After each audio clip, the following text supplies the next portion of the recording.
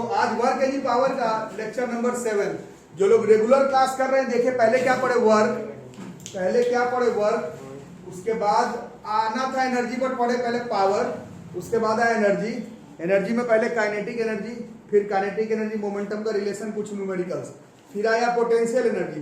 पहले हम लोग एमजीएच बोल रहे थे, फिर पता चला कि नहीं एमजीएच नहीं चलेगा, एमजीएच पोटेंशियल एनर्जी का फॉर्मूला नहीं है, क्योंकि पोटेंशियल एनर्जी फिर आपको बताएगा दो फॉर्म में है, एक ग्रेविटेशनल पोटेंशियल एनर्जी, उसमें भी वर्क डन अगेंस्ट ग्रेविटी, वहां मान सकते हैं फॉर्मूला एमजीएच। फिर उसका आप लोग law of conservation of energy कल परसों पढ़े, काइनेटिक बढ़ेगा पोटेंशियल घटेगा वाला टाइप का न्यूमेरिकल कल आप लोग पढ़े, ठीक है।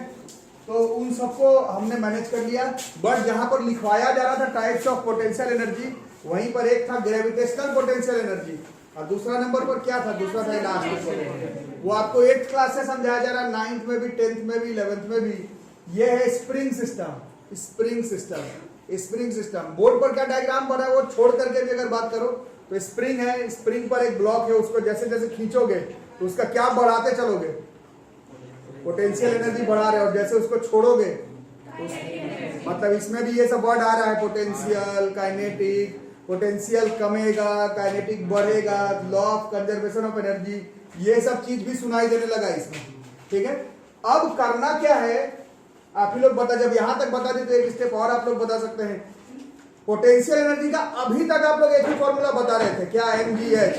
फिर पता चला कि नहीं वो सारे पोटेंशियल एनर्जी का नहीं है, वो सिर्फ वर्क डन अगेंस्ट ग्रेविटी का है, और इस केस में आप लोग बोल रहे हैं कि पोटेंशियल एनर्जी का कॉन्सेप्ट है, आप ही बोले खींचने पे पोटेंशियल एनर्जी बढ़ेगा, तो उसका फॉर्मूला एमजीएच तो नहीं होगा, क्योंकि वो कल परसों ही आपको बताया गया है कि वो सिर्फ gravitational potential energy work done against gravity का फॉर्मूला है कॉन्सेप्ट पोटेंशियल का, काइनेटिक का, law of conservation of energy का, बट फॉर्मूला एमजीएच नहीं आएगा, ऐसा आप ही लोग कंफर्म करें, क्योंकि इसमें हाइट नाम का कोई टॉपिक ही नहीं आ रहा है। तो अब हम लोग देखते हैं कि स्प्रिंग सिस्टम पे क्या होने वाला है, पोटेंशियल एनर्जी ऑफ स्प्रिंग। यहीं से आज के बाद आप लोग में से कम जो लोग अबव एवरेज हैं उन लोग पोटेंशियल एनर्जी का फॉर्मूला एमजीएच बोलना बंद करेंगे, क्योंकि अभी हम इसका करेंगे डिराइव, एमजीएच नहीं आएगा, ये कुछ और आ जाएगा, ठीक है। इसके मतलब है आज के बाद आप पोटेंशियल एनर्जी तो एटलीस्ट एमजीएच नहीं बोलेंगे, वो सिर्फ वर्क डन अगेंस्ट ग्रेविटी का फॉर्मूला है एमजीएच, ग्रेविटेशनल पोटेंशियल एनर्जी का फॉर्मूला एमजीएच, स्प्रिंग का पोटेंशियल एनर्जी का एमजीएच नहीं होगा। कितना होगा वो अभी हम लोग देखते हैं। पहला चीज ये हो गया, याद रहेगा। दूसरा नंबर पर हमें जानना है कि एनर्जी का सिस्टम जो बात हो रहा है वो आपको इस चैप्टर में 3 तरह का पढ़ना है। एक जो आप लोग 9 से पढ़ रहे थे और कल भी पढ़े, बॉल ऊपर है पोटेंशियल एनर्जी ज्यादा है, नीचे आएगा पोटेंशियल कमेगा, काइनेटिक बढ़ेगा, अगर नहीं बराबर आया तो एयर फ्रिक्शन वाला वर्क आएगा, कल इसका न्यूमेरिकल आप लोग किए, ठीक है। फिर कल एक लास्ट न्यूमेरिकल किया आप लोग पेंडुलम के ऊपर नीचे जाने वाला, उसमें भी आप लोग एक चीज फॉलो किए हैं कि उसमें एमजीएच वाला ही फॉर्मूला लगा, उसमें हाफ एमवी स्क्वायर ही लगा। इसका मतलब है ठीक है वो एक अलग केस है जरूर, बट उसमें एमजीएच हाफ एमवी स्क्वायर ये सब काम करता है। और ये तीसरा वाला केस आपको पढ़ना है स्प्रिंग सिस्टम का। 3 ही तरह का पढ़ना है, स्प्रिंग सिस्टम, एमजीएच वाला तो खैर पढ़ना ही था 9th क्लास से, और पेंडुलम के ऊपर नीचे जाने वाला। इस क्लास में कुछ लोग ज्यादा अबव एवरेज है पढ़ने में, उनको मालूम होना चाहिए कि पेंडुलम का एक आध न्यूमेरिकल ही बता के इसलिए छोड़ दिया गया क्योंकि पेंडुलम आपको ऑफिशियली एसएचएम चैप्टर में दोबारा से पढ़ना है, सिर्फ नाम का नहीं पूरा पढ़ना है। पेंडुलम क्या, क्यों, किस लिए, क्या डिराइव हुआ, उसका टाइम पीरियड कैसा है, उसमें कहा law of conservation of energy लगता है। तो पेंडुलम का इसलिए एक आध न्यूमेरिकल बना के छोड़ दिया गया क्योंकि पेंडुलम आपको अलग से अलग चैप्टर में डिस्कस किया जाएगा। इस चैप्टर का famous topic potential energy of spring है, और फिजिक्स का क्लास 11 का टॉप 5 टॉपिक में से है। जैसे 5 ही टॉपिक अगर पढ़ करके जाना हो कि इससे क्वेश्चन लड़ेगा हमारा जेई का, नीट का एग्जाम में, तो टॉप 5 में इसका बारी आता है। प्रोजेक्टाइल मोशन से जैसे ऑलमोस्ट सर्टेन है क्वेश्चन गिरना, ग्राफिकल रिप्रेजेंटेशन से ऑलमोस्ट सर्टेन है क्वेश्चन आना, स्प्रिंग से मोटा मोटी एकदम कन्फर्म है क्वेश्चन, किसी ना किसी फॉर्म से स्प्रिंग से क्वेश्चन पड़ेगा आपका परीक्षा में। बाकी अभी स्कूल एग्जाम में भी इसका डेरिवेशन आएगा करने के लिए, और इंपॉर्टेंट टॉपिक है, ठीक है। तो आप डायग्राम को देख लो, पहले डायग्राम समझ लो, देख लो क्या क्या डायग्राम में दिख रहा है। ये क्या है, ये क्या है, एक मास है, ये क्या है, यहाँ से ये रिजिड सपोर्ट के साथ ये स्प्रिंग फिट किया गया है। ध्यान से पहले डायग्राम देख लो फिर बनाओगे। अभी ये ए पॉइंट, ये सी पॉइंट है, मतलब यहीं पर ये स्प्रिंग है। ए क्या है, यहीं तक इसको मैक्सिमम खींच सकते हैं, इससे ज्यादा खींचेंगे तो स्प्रिंग टूट जाएगा, तो तोड़ करके तो क्वेश्चन बनाना नहीं है अभी फिलहाल इस चैप्टर में, ठीक है, यहां तक। और इसको छोड़ेंगे तो क्या होगा, तो आर तक ये बी तक ही जा सकता है ऐसा, और ज्यादा एकदम अंदर तक नहीं जा सकता ऐसा इस डायग्राम में से सेटअप किया हुआ। ठीक है, पहला चीज ये होगा, पहला डायग्राम का ये मतलब है। अभी आप लोग डायग्राम बनाएंगे तो कम से कम डायग्राम का मीनिंग क्लियर होगा, उसके बाद ही तो डायग्राम बनाओगे कि आखिर क्या बनाने वाले हैं। ठीक है, अब दूसरा डायग्राम देखो, दूसरा डायग्राम एसी पॉइंट था, यहाँ पर ये जो मास है वो रखा हुआ था। अब इसको देखो ऐसे खींच रहे हैं, किस तरफ, इस तरफ, खींचना इस तरफ है, पुश किस तरफ करना है इसको, पुश नहीं पुल होगा ना, पुल इस तरफ करेंगे। तो अब बताओ, जैसे जैसे स्प्रिंग पे बंधा हुआ मास को इस तरफ से पुल करेंगे तो इसमें क्या एक्ट करेगा, इसमें फ्रिक्शन तो अपने जगह पर, इस पर एक फोर्स एक्ट करेगा, इसको हम लोग कहते हैं रीस्टोरिंग फोर्स। आज के बाद ये वर्ड याद रखना, कौन सा फोर्स, और मेरे बोलने पर नहीं, खुद भी तो देखते हो ऐसे स्प्रिंग को खींचते हो, छोड़ने पर अंदर जादू से थोड़ी चला जा रहा है उसके, तो जैसे जैसे तुम उसको खींच रहे हो, स्प्रिंग में, रबर बैंड में, इन सब में क्या लगता है, खुद ब खुद पीछे के तरफ एक restoring force. This is not friction, वो स्प्रिंग का क्वालिटी है, वो रबर बैंड का क्वालिटी है। फ्रिक्शन भी होगा, फ्रिक्शन भी होगा, बट इस प्रूफिंग में कल आप लोग जो लोग क्लास में थे, एमजीएच वाला प्रूफिंग किया गया था, उसमें क्या बताया था आपको, क्या नहीं कंसीडर करने के लिए, नन, वही मतलब नन कंजर्वेटिव फोर्सेस को नहीं कंसीडर करना प्रूफिंग के समय। क्वेश्चन में जरूर पूछा जाएगा फ्रिक्शन के साथ, इसी टॉपिक का न्यूमेरिकल आएगा तो फ्रिक्शन के साथ ही आएगा, कंफर्म है। बट जब प्रूफिंग किया जा रहा है, समझाया जा रहा है, तो ये वाला जो फोर्स है उसको कौन सा फोर्स कह रहे हैं हम लोग, रीस्टोरिंग फोर्स। जैसे ऐसे इस तरफ करेंगे, रीस्टोरिंग फोर्स इस तरफ खिंचाएगा पीछे की तरफ, कोई डाउट इसमें? अच्छा, तो इसमें क्या कॉन्सेप्ट है, इसमें जल्दी से बताओ, आप ही लोग बता सकते हैं। जैसे इसको जैसे जैसे खींच रहे हैं, रीस्टोरिंग फोर्स ज्यादा होगा कि कम होगा, मतलब ये किस चीज पे डिपेंड कर रहा है, रीस्टोरिंग फोर्स किस पे डिपेंड कर रहा है, जो फोर्स है वो किस पे डिपेंड कर रहा है, पुल तो वही फोर्स है, वो जो रीस्टोरिंग फोर्स है वो किस चीज पे डिपेंड कर रहा है, जल्दी बताओ।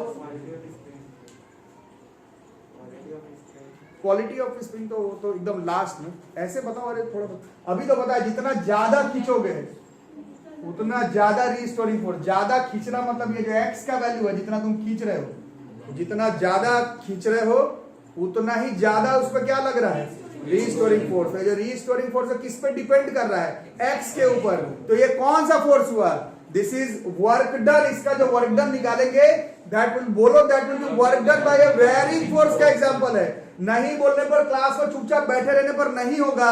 एक पूरा क्लास आप लोगों को work done by a wearing force का न्यूमेरिकल बताते हुए चला गया था। आप लोग बोल रहे थे क्वेश्चन को बढ़ा दीजिए आगे, एक तरह का क्वेश्चन में बोर हो जा रहे हैं। आपके बोलने से थोड़ी बोर हो जाएंगे। Work done by a wearing force अब आपको 12th क्लास के एंड तक हर चैप्टर में, हर टॉपिक में मिलेगा। वो नहीं कि उस दिन 4 क्वेश्चन इंटीग्रेशन से बना दिया एक्स स्क्वायर का x³ तो आपका हो गया खत्म। Work done by a wearing force लगातार दिखने वाला है। यहां पर फिर से बता देता हूं, डायग्राम देख रहे हो, सी पर है। अभी इसको खींचा खींचे नहीं किए हैं, कहां तक खींच सकते हैं, आर तक, कहां तक वापस जा सकता है, आर तक। सेकंड डायग्राम में थोड़ा सा जैसे इसको पुल करेंगे, इस सिस्टम पर क्या लगेगा, एक रीस्टोरिंग फोर्स। ये रीस्टोरिंग फोर्स क्लियर पता चल रहा है कि एक्स के ऊपर डिपेंड कर रहा है। जब फोर्स एक्स पर डिपेंड कर रहा है मतलब वो कांस्टेंट फोर्स नहीं है। कांस्टेंट फोर्स नहीं है तो वेयरिंग फोर्स है, और वेयरिंग फोर्स है तो उसका वर्क डन कैसे निकाला जाता है, ये मैं 50 बार ऑलरेडी क्लास में बता चुका हूं। हम लोग अभी मेहनत करके पहले वो वर्क डन निकालेंगे, और वो work done by a wearing force जो होगा वही हो जाएगा इसका potential energy of A spring. याद रहेगा। तो इस केस में potential energy of A spring MGH नहीं आने वाला है, क्योंकि यहां पर जो वर्क डन है that is an example of wearing force. इस वजह से यहां पर पोटेंशियल एनर्जी का आंसर एमजीएच या एमजीएक्स ऐसा नहीं आने वाला। क्या आता है वो करके देखते हैं, पहले डायग्राम को सेटअप कर लो, ठीक है। हाँ भाई, तो पहला दोनों डायग्राम के बाद एक चीज हमें मालूम चला, क्या अब आप लोग बताइए लिखना बंद करके, कि इसमें एक नया तरह का फोर्स दिख रहा है हमें। That force is known as restoring force. हर केस में नहीं दिखेगा ये पूरे 11th में, ये स्प्रिंग के केस में दिखेगा, ये आपको रबर बैंड के क्वेश्चन के केस में दिखेगा, हर जगह पर ये वर्ड नहीं दिखेगा। अच्छा, इसमें कुछ लोग बताए थे फ्रिक्शन भी होगा, कंफर्म होगा, कंफर्म इसमें फ्रिक्शन होगा। बट प्रूफिंग जब करते हैं, जब टॉपिक को समझाया जाता है, तो कल के क्लास में भी मैं बताया था, नॉन कंजर्वेटिव फोर्स को नहीं मान के चलना है प्रूफिंग करते समय। क्वेश्चन बनाते समय आएगा फ्रिक्शन का, कल ही देखे थे एमजीएच प्रूफ किए थे हर जगह पर। बट क्वेश्चन बनाए थे नीट वाला, बुक वाला, तो कहाँ एमजीएच आ रहा था, ऊपर कुछ था नीचे कुछ था, तो वो कौन सा लॉस हो जा रहा था, तो वो फ्रिक्शन लॉस हो जा रहा था। तो क्वेश्चन बनाते समय तो इसको फ्रिक्शन वाला ही क्वेश्चन आने वाला है, वो एक अलग बात हो गई। प्रूफिंग के लिए अभी हम लोग देखते हैं क्या है क्या नहीं। तो एक नया तरह का फोर्स आ रहा है, this is not friction, this ये वाला फोर्स, ये रीस्टोरिंग फोर्स है। ये किस चीज को प्रोपोर्शनल रहा? एक्स के, जितना ज्यादा उसको खींचोगे उतना ही ज्यादा ये फोर्स आएगा। एफ इज इक्वल टू, यहाँ पे प्रोपोर्शनल हटेगा तो कांस्टेंट आएगा। अब थोड़ा बताओ वो कांस्टेंट किसका होगा? कांस्टेंट है ना, अभी आने वाला किसका होगा? बिल्कुल स्प्रिंग का होगा, और किसी का हो नहीं सकता। स्प्रिंग किस चीज का बना हुआ है, कैसा है, कितना गोल गोल किया हुआ है, कौन से मटेरियल का बना हुआ, कंफर्म है कि वो जो कांस्टेंट है वो स्प्रिंग का कांस्टेंट होगा, और कोई कांस्टेंट नहीं दिख रहा। ठीक है, तो this F is equal to यहाँ पर के आएगा और ये एक्स आएगा। दिस के इज कॉल्ड स्प्रिंग कांस्टेंट। ये नया तरह का फोर्स अभी आप लोग पढ़े, और यही मैं बता रहा था कि जो लोग एचसी वर्मा पढ़ते हैं इसका question forces laws of motion में भी दिया हुआ है, क्योंकि this is a type of force, restoring force. और हमें तो इस चैप्टर में पढ़ाना है, बट एचसीवी में ये फोर्सेज लॉज ऑफ मोशन में भी स्प्रिंग का क्वेश्चन दिया हुआ। ठीक है, तो this is a restoring force. Actually में इस रीस्टोरिंग फोर्स के आगे ये माइनस साइन लगाया हुआ रहता है, because force is a vector quantity. Vector का क्या क्या शो करना पड़ता है? मैग्नीट्यूड के एक्स से हो जाएगा। डायरेक्शन केवल सामने वाले को समझाना है तो हम लोग ऐसा समझा सकते हैं कि तुम एक्स किस तरफ खींच रहे थे, इसको इधर के तरफ, और ये रीस्टोरिंग फोर्स किस तरफ लग रहा है? अपोजिट, इसलिए वो माइनस लगाया हुआ है। बाकी 9th क्लास से अगर अच्छे जगह पर पढ़े हो तो एक चीज मालूम होगा, वेक्टर का माइनस उसके न्यूमेरिकल मैग्नीट्यूड में नहीं होता है। वेक्टर का माइनस केवल कहीं ना कहीं का डायरेक्शन शो करता है। तो जैसे इस केस में यही डायरेक्शन शो कर रहा है कि जिधर एक्स तुम खींच रहे हो, रीस्टोरिंग फोर्स उसका अपोजिट डायरेक्शन में। और उससे भी ये तो एक फोर्स का फॉर्मूला हो गया, मतलब इससे हम लोग 2-3 क्वेश्चन पिछले चैप्टर का भी बना सकते हैं, फोर्सेज लॉज ऑफ मोशन का। बाकी हम जो कर रहे थे वो तो पोटेंशियल एनर्जी ऑफ स्प्रिंग था। इस पर आगे बढ़ते हैं तो ये साफ पता चल रहा है, this is an example of varying force. और जिन्हें मालूम है वेरिंग फोर्स, उन्हें मालूम है कि अब मेरे को एनर्जी निकालना है। जिन्हें मालूम है एनर्जी, उनको मालूम है कैपेसिटी और ability to do work is called energy. Energy निकालने का दुनिया में कोई तरीका नहीं होता है। अब हमें निकालना वर्क डन ही है, बट ये work done that will be work done by a varying force. और जो लोग रेगुलर क्लास कर रहे, लेक्चर कर रहे हैं, उनको मालूम होगा work done by a varying force निकालने का एटलीस्ट 12th क्लास तक एक ही तरीका है, क्या? जो कि तीसरे डायग्राम में दिखेगा। एकदम स्मॉल इंस्टेंटेनियस डिस्प्लेसमेंट dx के लिए मान के चलना पड़ेगा कि फोर्स का वैल्यू कांस्टेंट है। This is how we solve work done by a varying force. पहले भी पढ़ाया जा चुका है, एक पूरा लेक्चर था work done by a varying force का, और कोई तरीका नहीं, नो वे आउट, कोई तरीका नहीं। तो यहां पर to calculate work done by varying force, case 3 को देखेंगे। To calculate work done by varying force, नहीं करने पर तो होगा नहीं ना, पढ़ना तो आपको पड़ेगा ही। तीसरे डायग्राम को देखेंगे तो इसमें पहले dw निकाला जाता है, f डॉट dx। तो आपकी बारी आ गई, दोनों के बीच में कितने का एंगल? नहीं, dx इस तरफ जा रहा था और f इधर आ रहा था, 180 डिग्री का है। दिस इज cos 180, cos 180 भी मैथ में पढ़े -1 होता है, सो this is minus F dx हो गया। और माइनस एफ का एक और माइनस, आ रहा ना समझ? ये मिला जुला के कितना हो गया? दिस इज kx और dw से w निकालने का है ना। पूरे मिल्की वे यूनिवर्स, रामायण महाभारत जो भी बोलो एक ही तरीका, dw से w निकालने। There is only one way out, what you need to do is integration. ठीक है, what you need is integrating both sides with proper limits. और कोई तरीका 11th 12th में तो एटलीस्ट नहीं है, आगे भी नहीं है। dw से w इज इंटीग्रेशन विथ होगा, लिमिट लगा करके इंटीग्रेशन मारेंगे। बताओ तो यहाँ पर dw का कर देंगे, इसमें k बाहर आ जाएगा,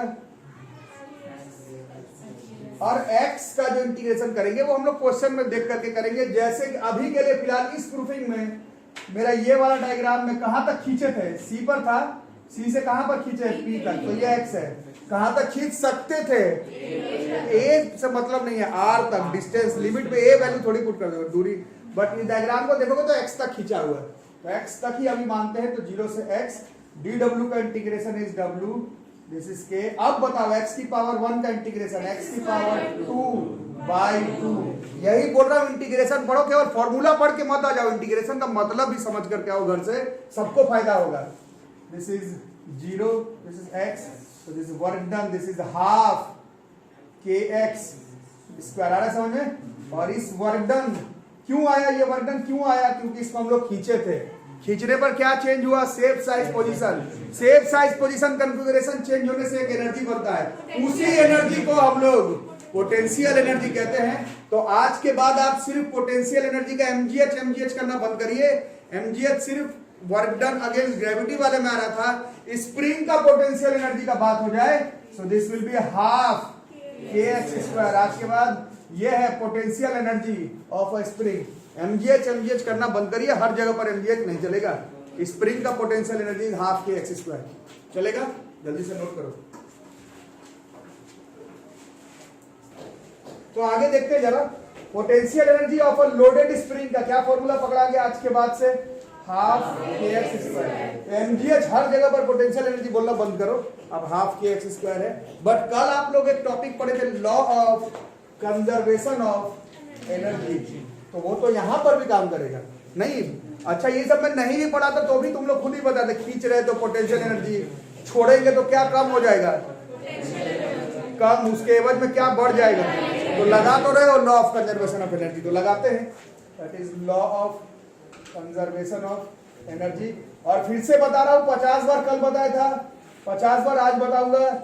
जहां पर भी फिजिक्स में, केमिस्ट्री में, बायोलॉजी में law of conservation of energy लगाते हैं, वहां पर हम लोग नॉन कंजर्वेटिव फोर्सेस को इग्नोर करते हैं, फ्रिक्शन वगैरह को इग्नोर करके बात करते हैं। क्वेश्चन बनाने का बात नहीं करना, क्वेश्चन में पूछा जा सकता है फ्रिक्शन कितना लगा, बट प्रूफिंग का बात जब हो, एमजीएच इधर है तो इधर भी एमजीएच भी होगा, हाफ kx² है तो इधर भी इतना होगा, तो उसमें आप नॉन कंजर्वेटिव फोर्स को इग्नोर करके बात करेंगे। ठीक है, तो अब हम लोग देखते हैं। तो कल क्या पढ़े थे, law of conservation of energy क्या कहता है, energy can neither be created not be destroyed, it just changes it's form, और टोटल एनर्जी रिमेन्स कंजर्व्ड। और बताया था वो टोटल एनर्जी किसके बराबर होता था, मैक्सिमम। तो ये याद रखना, ये अंतर है 9th और 11th में। 9th वाला ये नहीं बताता, आपको बताना है सिर्फ एनर्जी कंजर्व नहीं, जो टोटल आएगा वो मैक्सिमम पोटेंशियल एनर्जी के बराबर आएगा, एंड नॉन कंजर्वेटिव फोर्सेस को बीच में नहीं लाने का प्रूफिंग के समय, इसको ख्याल रखेंगे। ठीक, तो अब आप बताइए सबसे ज्यादा किस पॉइंट पर होता, ए पॉइंट पर। क्या होगा सबसे ज्यादा उस पॉइंट पर, कितना फॉर्मूला होता, हाफ के एक्स, कैसे यहां से यहाँ तक का दूरी r, हाफ के r², ये हो गया हाफ के r²। आ रहा है समझ? ठीक है, और उस पॉइंट पे क्या जीरो होगा, कल काइनेटिक एनर्जी को किससे डिनोट कर रहे थे, के से कर रहे थे। अभी स्प्रिंग कांस्टेंट को के से कर चुके हो, तो थोड़ा समझ के करना, के लिख दिया उधर भी के, सब उल्टा सीधा हो जाएगा, थोड़ा समझ के करना। तो ये तो छोटी छोटी बातें भारी पड़ जाता है क्वेश्चन एग्जाम। तो अब के से नहीं कर सकते क्योंकि के से तुम स्प्रिंग कांस्टेंट को डिनोट कर चुके हो, कुछ और के ई लिख देते हैं ऐसे। ये कितना हो जाएगा इस पॉइंट पे, और टोटल कितना हो जाएगा, total is kinetic plus potential, तो इस केस में this will be half kr²। ये टोटल वाली बात हो गई। ठीक है, तो अब हम लोग कहां पर आ जाए भाई, तो आ जाते हैं अब पी पॉइंट पर। यही तो मजेदार है, पी कौन सा पॉइंट है, era point, at any point है ना। इसके पास क्या क्या होगा, ठीक है। तो अब यहां पर थोड़ा समझ करके, टोटल हमें मालूम है हाफ kr², यही खेल है लॉ ऑफ कंजर्वेशन, टोटल मालूम है। और पोटेंशियल अभी डिराइव किए थे इसका, हाफ kx²। और टोटल कैसे आता है, काइनेटिक प्लस पोटेंशियल जोड़ करके, तो काइनेटिक, तो टोटल का कितना हो गया, हाफ kr²। काइनेटिक का के ई लिखना पड़ेगा, फिर गड़बड़ा जाएगा, के ई पता नहीं और यू पता है, हाफ। देखो इस पॉइंट का kinetic energy B, P point का, एट पी पॉइंट का, पी पॉइंट पर काइनेटिक एनर्जी कितना हो जाएगा, दिस इज हाफ के r² माइनस x²। बोलो कोई डाउट है ना, किससे मिलता जुलता लग रहा है ये, अभी कुछ दिन पहले वर्क एनर्जी थ्योरम पढ़े थे, वहां पर भी हाफ mv² माइनस u², तो उससे सब चीज मिल जाता है वर्क एनर्जी, पावर में, एनर्जी में। ठीक है, ये हो गया पी पॉइंट पर। तो पी का क्या क्या मालूम, पी भी मालूम, यू भी मालूम, और सिर्फ काइनेटिक भी मालूम। ए पॉइंट पर पोटेंशियल मालूम, काइनेटिक जीरो और टोटल मालूम। और अब सी पॉइंट पर बात कर लेते हैं, सी पॉइंट पर, सी पर बोलो, अपने से बोलो। हाँ, सी पॉइंट पर, सी जहां से शुरू हुआ था गेम, अब खींचे है और अब वापस आ रहा है सी पर, तो क्या जीरो हो गया उसका, लेकिन टोटल तो हमें मालूम है, टोटल हाफ, इसका मतलब है इस पॉइंट पर काइनेटिक कितना हो जाएगा, हाफ KR स्क्वायर। तो सी पॉइंट पर पोटेंशियल 0 है, काइनेटिक मैक्सिमम है, टोटल हाफ KR स्क्वायर है। खींचा हुआ पॉइंट पर पोटेंशियल मैक्सिमम है, काइनेटिक 0 है, टोटल हाफ KR स्क्वायर आएगा। और एरा गैरा पॉइंट पर टोटल हाफ KR स्क्वायर ही आएगा, पोटेंशियल प्रूफ किए हाफ KX स्क्वायर आएगा, और सिर्फ kinetic energy half KR square minus x square आएगा। इतना चीज आपको पकड़ करके चलना है। सी पॉइंट पर यह हिसाब किताब है, पी पॉइंट पर ये है, ए पर ये है। Law of conservation of energy school examination जिन लोगों का सामने है, 9th में ये ऊपर नीचे बॉल वाला आता था, mgh बराबर करने के लिए। 11th में इसका आएगा law of conservation of energy proof करने के लिए। वैसे तुम्हारे स्कूल एग्जाम के प्रूफिंग से कोई लेना देना मेरे को है नहीं। Law of conservation of energy 11th में वर्क की पावर में 3 केस में करना है, किसमें, बॉल ऊपर नीचे वाला और पेंडुलम ऊपर नीचे जाने वाला, यही 3 तुमको पकड़ करके चलना है। ठीक है, लिख लो फॉर्मूला, ध्यान से करो। नॉन कंजर्वेटिव फोर्सेस को प्रूफिंग के समय पर, law of conservation of energy पढ़ते समय पर फ्रिक्शन वगैरह को कंसीडर नहीं करना है। ठीक है, तो अब थोड़ा सा ग्राफिकल रिप्रेजेंटेशन कर लेंगे, थोड़ा ग्राफिकल रिप्रेजेंटेशन जो है वो कर लेंगे। Law of conservation of energy का ग्राफिकल रिप्रेजेंटेशन। अच्छा, मैं अभी ऑफलाइन जो लोग बैठे हुए तो उन लोगों को लेक्चर दिया, ऑनलाइन वाले को भी एक बार और मैं बता देता हूँ। मोशन चैप्टर में जो ग्राफिकल रिप्रेजेंटेशन है वो फिजिक्स का एक टॉप टॉपिक में से है। उसमें बहुत सारा सब डिवीजन है, बहुत सारा क्वेश्चन है, बहुत सारा मेंस एडवांस नीट का क्वेश्चन है, बहुत सारा टाइप्स ऑफ क्वेश्चन है। किसमें, मोशन के ग्राफिकल रिप्रेजेंटेशन 9th में भी था। उसके बाद अगर आप 9 से 10 तक आ रहे हैं तो आपको याद होगा हर चैप्टर में फिजिक्स में एक दो ग्राफ दिया हुआ रहता है, अभी भी होगा। मोशन का ग्राफ एक अलग बात है, 50 क्वेश्चन इंपॉर्टेंट है उसमें ग्राफ पे। हर चैप्टर में एक दो ग्राफ आपको याद करना है। वर्क एनर्जी पावर में law of conservation of energy अभी आप 2 पढ़े, कल पढ़े थे बॉल का ऊपर नीचे होने वाला, आज पढ़े स्प्रिंग के ऊपर नीचे होने वाला। इसका law of conservation of energy का ग्राफ इस चैप्टर में पूछा जाएगा आपसे। कहाँ पूछा जाएगा, स्कूल एग्जामिनेशन से लेकर के जेई के एग्जामिनेशन से लेकर के नीट के एग्जामिनेशन तक law of conservation of energy का इस चैप्टर में पूरा वर्क एनर्जी पावर में 2 ही ग्राफ याद करना है, तो कहीं पर भी पूछा जा सकता है। जैसे कि ये ग्राफ, इस ग्राफ को देखो, ग्राफ बनाने के लिए 2 एक्सिस को फिट करना रहता है। मैंने एक्स एक्सिस पर हाइट को लिया है, वाई एक्सिस पर एनर्जी को लिया है। कल आप लोग प्रूफिंग किए थे, मैक्सिमम एनर्जी कितना आ रहा था, तो mgh के बराबर आ रहा था। टोटल एनर्जी ही था mgh, तो टोटल एनर्जी mgh। तो ये लाल वाले पेन से मैंने टोटल एनर्जी mgh को फिक्स करके रख लिया। अब हम लोग बातचीत कर रहे हैं हाइट 0 से, तो हाइट 0 पर, कल हम लोग पढ़े थे हाइट 0 पर, या पहले ऊपर ही वाले से पढ़ लेते हैं, है ना। हाइट 0 पर पोटेंशियल एनर्जी का वैल्यू क्या होगा, 0 होगा। और जैसे जैसे हाइट बढ़ाएंगे तो पोटेंशियल एनर्जी का वैल्यू बढ़ेगा, कहां तक जाएगा, तो mgh। तो हाइट 0 पर पोटेंशियल एनर्जी का वैल्यू 0, जैसे जैसे हाइट बढ़ाएंगे पोटेंशियल एनर्जी बढ़ रहा है, बढ़ रहा है। और मैक्सिमम कहां तक जाएगा, एक डेफिनिट हाइट पर, हाइट को भी लिख सकते हो, अगर mgh लिखे हो मतलब ये मैक्सिमम हाइट कितना हुआ, h हुआ। मैक्सिमम 0 हाइट था यहाँ पर, ये h है, तो मैक्सिमम एनर्जी mgh, ये पोटेंशियल एनर्जी का ग्राफ हो गया।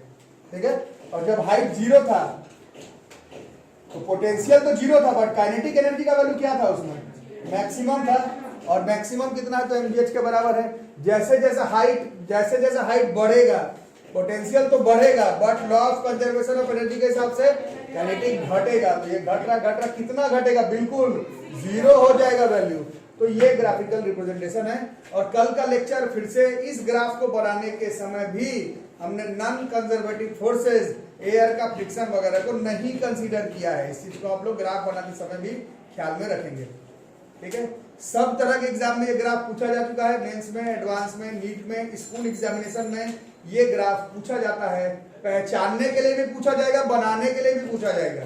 स्कूल एग्जाम में बनाने के लिए, जेईई नीट में पहचानने के लिए। It's a very famous graph of this chapter. ठीक है, अच्छा, इसमें एक आध चीज और कंसीडर कर लेना, पोटेंशियल काइनेटिक, हाँ, दो में बता ही दिया कि ये बिना एयर फ्रिक्शन को कंसीडर करता हुआ ग्राफ है ये। ठीक है,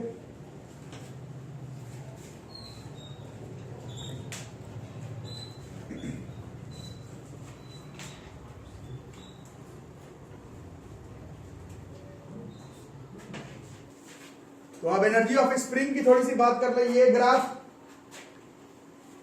जेईई मेंस 2018 नीट में कम से कम 4 बार पूछा गया है। रिसेंट में नीट 16 में था।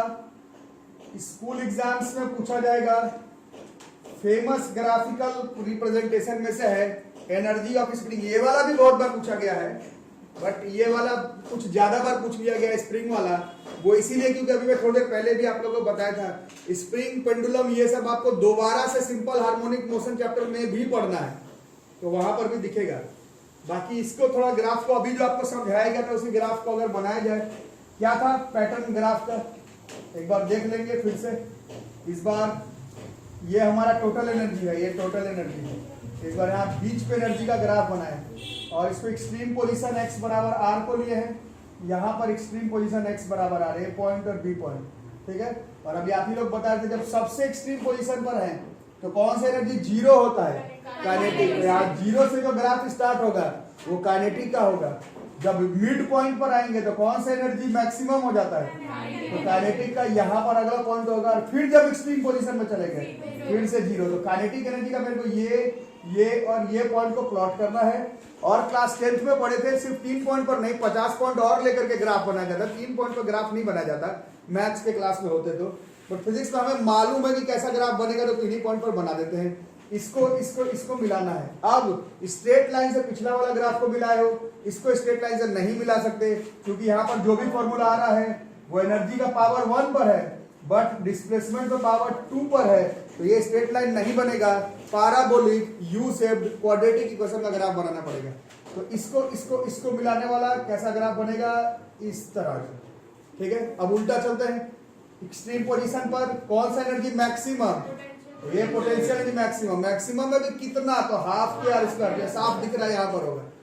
अब जैसे ही बीचों बीच पर आएंगे, बीचों बीच पर जैसे ही आएंगे तो पोटेंशियल का वैल्यू 0, फिर एक्सट्रीम पोजीशन में पोटेंशियल का एनर्जी मैक्सिमम। इसको जोड़ना है, पावर 1 पर नहीं है पावर 2 पर है, तो पैराबोलिक ग्राफ जोड़ना है। तो इस तरह से बनेगा। मेरे वाले डायग्राम में यू ऐसे ब्लू वाले पेन से किया हुआ है, ये ब्लैक वाला कैसे किया हुआ, आप लोग अपने अपने ग्राफ में मेंशन कर लेंगे। सिर्फ ऐसे यू बनाने पर नहीं होगा, उसमें पोटेंशियल किसका था, काइनेटिक किसका था वो लिखना पड़ेगा। इसमें पोटेंशियल किसका था, काइनेटिक किसका था वो लिखना पड़ेगा। टोटल कितना होता है तो इसमें mgh, उसमें हाफ के आर स्क्वायर, इसको लिखना पड़ेगा। और इन सारे ग्राफ को law of conservation of energy का ग्राफ बनाने समय आपने नॉन कंजर्वेटिव फोर्सेस को नहीं लिया है, इसको ध्यान में देना होगा। कहीं पर लिखना है तो लिख भी सकते हो। ये सारे graph law of conservation of energy का बिना फ्रिक्शनल फोर्स को कंसीडर करते हुए बनाया गया है। कहीं पर लिखना है तो आप लिख सकते हैं, ठीक है। चलो बनाओ जरा सा इससे रिलेटेड जो क्वेश्चन है, एक आध अभी करेंगे।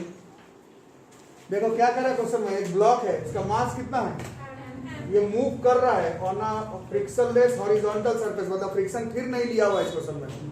इसका साफ मतलब है कि इस क्वेश्चन में नहीं लिया हुआ, अगले क्वेश्चन में लिया रहेगा, इसमें नहीं है तो नहीं है। फ्रिक्शनलेस हॉरिजॉन्टल सरफेस, ये कोलाइड कर रहा है किसके साथ है, स्प्रिंग के साथ, और उसको क्या कर रहा है, धंसा दे रहा है। कितने लेंथ तक, एल लेंथ तक धंसा दे रहा है। अब धंसाने के बाद अब क्या करेगा, रुकेगा, उसके बाद धकेल देगा। तो कौन स्पीड से जाना शुरू करेगा, फिर वो ब्लॉक वापस जाएगा। उसका मोमेंटम पूछ रहा है कितना होगा ब्लॉक का, ठीक है। तो ये क्वेश्चन है direct law of conservation of energy का, विदाउट फ्रिक्शन वाला law of conservation of energy. अभी आप लोग बताइए, पहले वो ब्लॉक चलते हुए आ रहा था, स्पीड में आ रहा था, ठीक है। उसका स्पीड कुछ होगा, है ना, तो उसका जो स्पीड है मान लो हाफ mv², वो कहाँ कन्वर्ट हो जाएगा, उसके वजह से ही स्प्रिंग क्या हुआ, अंदर चला गया। तो उसके पास कौन सा एनर्जी होगी, कितना, हाफ